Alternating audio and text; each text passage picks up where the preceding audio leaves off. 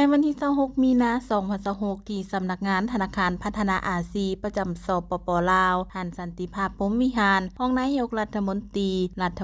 กระทรวงการเงินแห่งสปป.ลาวในนามต่างหน้าให้แก่รัฐบาลสปป.ลาวก็คือคณะนำกระทรวงการเงินได้ต้อนรับอย่างอบอุ่นมายังทานมาสโตคันดะประธานธนาคารพัฒนาอาซีพร้อมหน่วยคณะที่เดินทางมาเยี่ยมยามและเคลื่อนไหวเฮ็ดเวียกอยู่สปป.ลาวอย่างเป็นทางการซึ่งเป็นครั้งทำอิฐนับแต่ทานได้รับการแต่งตั้งเป็นประธานธนาคารพัฒนาอาซีองค์การนี้ทานสันติภาพพรหมวิหารได้รายงานให้ทราบว่าธนาคารพัฒนาอาซีได้ให้ความเอาใจใส่และสุขอยู่สปป.ลาวนับแต่ประเทศเฮาได้มีส่วนร่วมและเป็นสมาชิกของธนาคารพัฒนาอาซีนับแต่ปี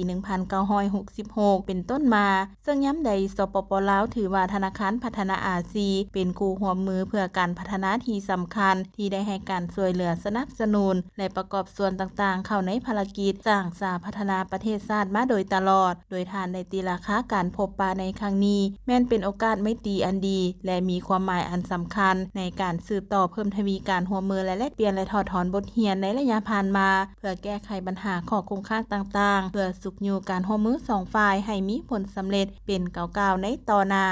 จากนั้นทานมาสโตคันดะก็ได้มีคำเห็นว่าเพื่อส่งเสริมการขยายทางด้านเศรษฐกิจและการพัฒนาแบบยืนยงโดยเน้นใส่ความต้องการทางด้านสังคมและการพัฒนาผ่าน3นาเวียกบริมสิทธิ์คือการส่งเสริมเวียกงานการเงินสีเขียวและยืนยงเพิ่มทวีความเสมอภาคในการเข้าถึงการบริการและการบรรลุเวียกงานการป้องกันการเปลี่ยนแปลงสภาพดินฟ้าอากาศพร้อมนั้นทานยังได้ส่งเสริมการพัฒนาพื้นฐานโครงสร้างเส้นการคมนาคมขนส่งด้านพลังงานเพื่อสร้างความเข้มแข็งในการเชื่อมต่อและการเชื่อมโยงด้านเศรษฐกิจกับภาคพื้นนอกนี้ก็ได้เน้นส่งเสริมการพัฒนาทรัพยากรมนุษย์ผ่านระบบการศึกษาและการฝึกอบรมเพื่อรับประกันตอบสนองความต้องการของตลาดแรงงานเคียงคู่กับการส่งเสริมการลงทุนของภาคเอกชนโดยการปรับปรุงสภาพแวดล้อมเพื่อกระตุ้นการลงทุนให้เพิ่มขึ้น